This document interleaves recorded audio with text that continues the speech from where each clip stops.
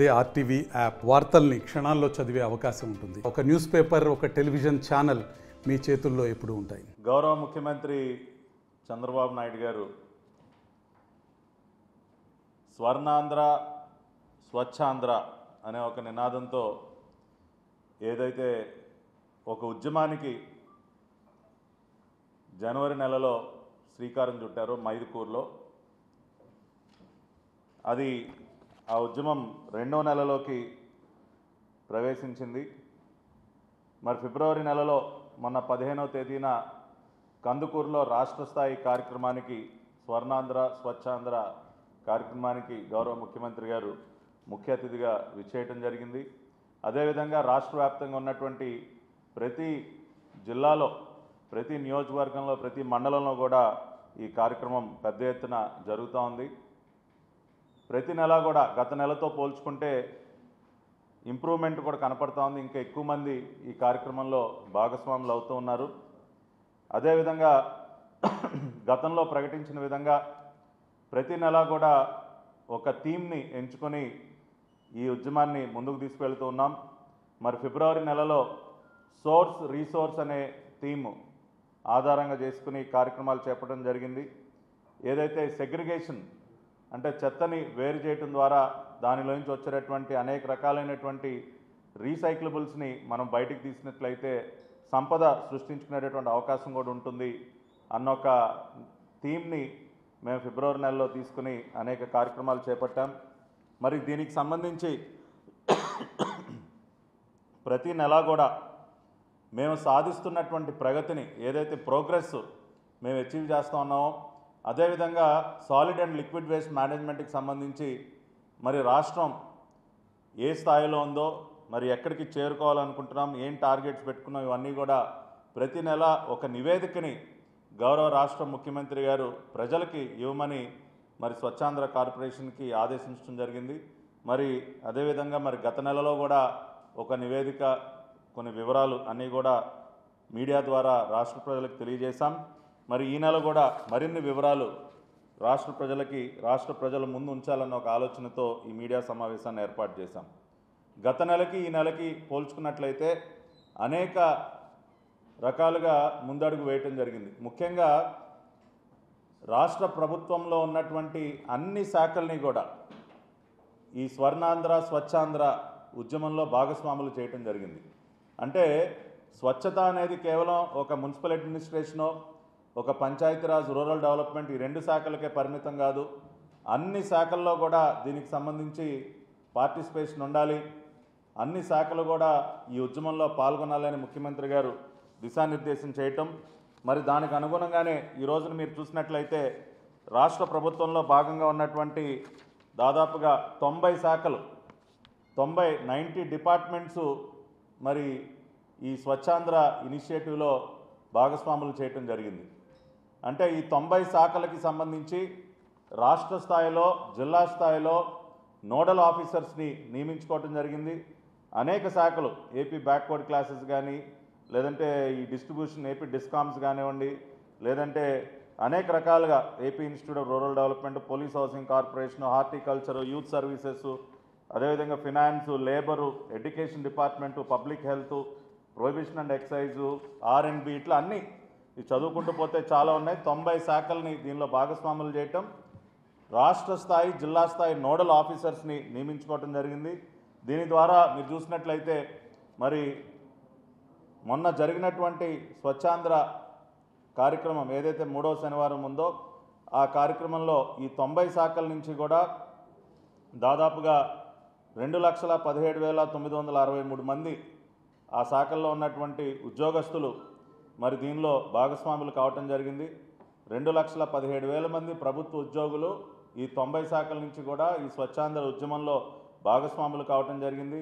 ఉదాహరణకి school education చూసినట్లయితే దాదాపుగా 59,551 మంది, వ్యవసాయ శాఖ నుంచి 8,772 మంది, అదేవిధంగా వివిధ శాఖల నుంచి పంచాయతీరాజ్ డిపార్ట్మెంట్ 9,183, సెర్ప్ నుంచి society for elimination of rural poverty నుంచి 27,304, ఈ విధంగా ప్రతి డిపార్ట్మెంట్ నుంచి కూడా women development and child welfare నుంచి దాదాపుగా 55,607, అంటే ఇట్లా ఆ డిపార్ట్మెంట్ ఉద్యోగస్తులు, ఆ డిపార్ట్మెంట్తో కలిసి చేసేటటువంటి అనేక ఆర్గనైజేషన్కి చెందినటువంటి వారు అన్నీ కలిపి దాదాపుగా 2,17,000 మంది. అంతేకాకుండా ఈ డిపార్ట్మెంట్స్ ఆధ్వర్యంలో జరిగినటువంటి కార్యక్రమాల్లో మీరు చూసినట్లయితే మొత్తంగా ఈ 90 డిపార్ట్మెంట్స్ ఆధ్వర్యంలో జరిగినటువంటి వివిధ స్వచ్ఛాంధ్ర కార్యక్రమాల్లో రాష్ట్ర వ్యాప్తంగా మొత్తంగా 54,54,083 మంది ప్రజలు అదేవిధంగా డ్వాక్రా మహిళలు కానివ్వండి, వివిధ సంఘాలకు చెందినటువంటి వారు కానివ్వండి, అంగన్వాడీ వర్కర్స్ ఇట్లా అందరూ కలుపుకుంటే దాదాపుగా 54,54,083 మంది ఈ 90 శాఖల ఆధ్వర్యంలో జరిగినటువంటి ఈ స్వచ్ఛాంధ్ర కార్యక్రమాల్లో పాల్గొనడం జరిగింది. అంటే 2,17,963 మంది ఉద్యోగస్తులు, ఈ డిపార్ట్మెంట్ సంబంధించినటువంటి అనేక శాఖల్లో ఉన్నటువంటి వారు, అన్ని స్థాయిల్లో ఉన్నటువంటి వారు, వారి ఆధ్వర్యంలో జరిగినటువంటి కార్యక్రమాల్లో 54,54,000 మంది ప్రజలు కూడా నేరుగా మరి స్వచ్ఛాంధ్ర ఉద్యమంలో పాల్గొనడం జరిగింది. అంటే గత నెలతో పోల్చుకుంటే ఇంకా ఈ నెల మరింత ఎక్కువ మంది ఈ ఉద్యమంలో భాగస్వాములు అవుతున్నారు. చంద్రబాబు నాయుడు గారి ఆలోచన ఏదైతే ఉందో మన రాష్ట్రాన్ని అన్ని రకాలుగా కూడా పరిశుభ్రంగా ఉంచాలన్న ఒక ఆలోచనతో అడుగు ముందుకు వేస్తున్నటువంటి ఆయనకి అండగా మరింతమంది నిలబడుతున్నారు. అదేవిధంగా మొన్న కందుకూరులో అన్నిటికంటే ముఖ్యమైనది ఏంటంటే మొన్న చంద్రబాబు నాయుడు గారు చేపట్టినటువంటి కొత్త కార్యక్రమం ఏంటంటే ఇక ఆంధ్ర రాష్ట్రంలో డంపింగ్ యార్డ్ అనేది కనపడకూడదు. డంప్ యార్డ్ ఫ్రీ స్టేట్గా ఆంధ్రప్రదేశ్ని తయారు చేయాలి అని ఒక డైరెక్షను మరి స్వచ్ఛాంధ్ర కార్పొరేషన్కి, అదేవిధంగా మున్సిపల్ అడ్మినిస్ట్రేషన్, పంచాయతీరాజ్ శాఖ ఇవ్వటం జరిగింది. ఎందుకంటే ఏ ఊరు వెళ్ళినా కూడా డంపింగ్ యార్డ్స్ మనకు పెద్ద ఎత్తున దర్శనమిస్తూ ఉంటాయి. ఈ డంపింగ్ యార్డ్స్ అన్నీ కూడా అనేక రకాలైనటువంటి ఆరోగ్య సమస్యలకి కారణాలు అవుతున్నాయి. అక్కడ ఉన్నటువంటి డంపింగ్ యార్డ్స్లో అనేక రకాలైనటువంటి బ్యాక్టీరియా, వైరస్లు ఇవన్నీ కూడా బ్రీడ్ అవటం, దానివల్ల ప్రజల ఆరోగ్యం పైన కూడా మరి ప్రజల ఆరోగ్యానికి కూడా హాని కలిగించేటటువంటి పరిస్థితి రావటం మనం చూస్తున్నాం. అందుకనే Andhra Pradesh will soon become a dump yard free state.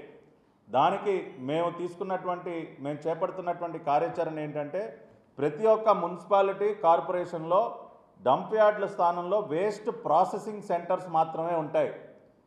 ఏ రోజు వచ్చేటటువంటి చెత్తని ఆ రోజే ప్రాసెస్ చేసేటటువంటి విధానానికి మేము శ్రీకారం చుడుతూ ఉన్నాం. ఇప్పటి వరకు జరుగుతున్నది ఏంటి? ఒక ఊరిలో ఒక 20 టన్నులో, 25 టన్నులో, 50 టన్నులో, 100 టన్నులో చెత్త వస్తూ ఉంటే ఆ చెత్తనంతా తీసుకెళ్ళి డంపింగ్ యార్డ్లో కుప్ప కింద మనం విసిరి పారేస్తున్నాం. ఇక మీదట ఆ పద్ధతి లేకుండా ఏ రోజు వచ్చేటటువంటి వేస్ట్ని ఆ రోజే ప్రాసెస్ చేయటం, దీనివల్ల మనకు అనేక లాభాలు ఉన్నాయి. మనం ఎప్పుడైతే వేస్ట్ ప్రాసెసింగ్ చేస్తామో దాని నుంచి అనేక రకాలుగా మనం దాని ద్వారా సంపద సృష్టించేటటువంటి అవకాశం కూడా ఉంటుంది. మొన్న కందుకూరులో ఒక వేస్ట్ ప్రాసెసింగ్ యూనిట్కి ఇనాగ్రేషన్ కూడా చంద్రబాబు నాయుడు గారు చేయడం జరిగింది. అంటే ఒక డెమాన్స్ట్రేషన్ కూడా ఇచ్చాం. కందుకూరు పట్టణంలో వస్తున్నటువంటి 25 టన్నుల చెత్త ఏదైతే ఉందో దానిని ఆ రోజే మేము సెగ్రిగేట్ చేసి వెట్ వేస్ట్ని కాంపోస్ట్గా, డ్రై వేస్ట్లో వచ్చేటటువంటి రీసైక్లబుల్స్ అన్నింటినీ కూడా, అది ప్లాస్టిక్, పేపర్ ఇటువంటి వాటన్నింటినీ కూడా అనేక రీసైక్లింగ్ ఇండస్ట్రీస్ కొనడానికి సిద్ధంగా ఉన్నాయి. దాని ద్వారా మనం ఆదాయాన్ని కూడా పెద్ద ఎత్తున మనం సమకూర్చుకోవచ్చు. కాబట్టి ప్రతి యూఎల్బీలో ఇప్పుడు ముందుగా పైలట్ ప్రాజెక్టుగా కందుకూరు పట్టణంలో ఈ వేస్ట్ ప్రాసెసింగ్ సెంటర్ని మేము ప్రారంభిస్తూ ఉన్నాం. మొన్ననే డెమో కూడా ఇవ్వటం జరిగింది. అదేవిధంగా చంద్రబాబు నాయుడు గారు ప్రతి ఒక్క మున్సిపాలిటీలో కూడా మీరు ఈ వేస్ట్ ప్రాసెసింగ్ సెంటర్స్ని పెట్టి ఏ రోజు వచ్చేటటువంటి వేస్ట్ని ఆ రోజే ప్రాసెస్ చేయమని చెప్పడం జరిగింది. ఇది భారతదేశంలోనే మొట్టమొదటిసారిగా ఇటువంటి ఒక కార్యక్రమానికి ఒక రాష్ట్ర ప్రభుత్వం శ్రీకారం చుట్టింది.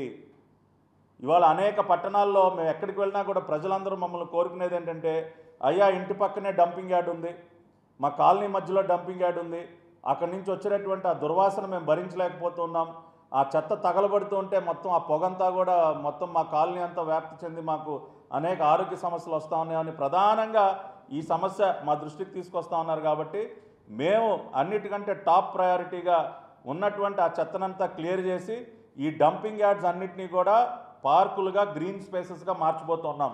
కందుకూరులో ఉన్నటువంటి డంపింగ్ యార్డ్ ఏదైతే దాదాపు 3-4 ఎకరాల్లో ఉందో దానిని 100 రోజుల్లో ఒక పార్కుగా మార్చి చూపించబోతున్నాం ప్రజలకు కూడా. అదేవిధంగా ప్రతి పట్టణంలో ఉండేటటువంటి డంపింగ్ యార్డ్స్ అన్నింటినీ కూడా ఉన్నటువంటి చెత్త మొత్తాన్ని క్లియర్ చేసి వాటన్నిటినీ పార్కులుగా, గ్రీన్ స్పేసెస్గా, ఇతర అవసరాలకి వాటిని వినియోగించుకోబోతున్నాం. దాని ద్వారా ఇక చెత్త పేరుకుపోవటం అనేది ఉండదు. మరిన్ని వీడియోస్ కోసం ఛానల్ ని సబ్స్క్రైబ్ చేయండి. లేటెస్ట్ అప్డేట్స్ కోసం వాట్సాప్ ఛానల్ ని ఫాలో అవ్వండి. ఆ లింక్ డిస్క్రిప్షన్ లో ఉంది.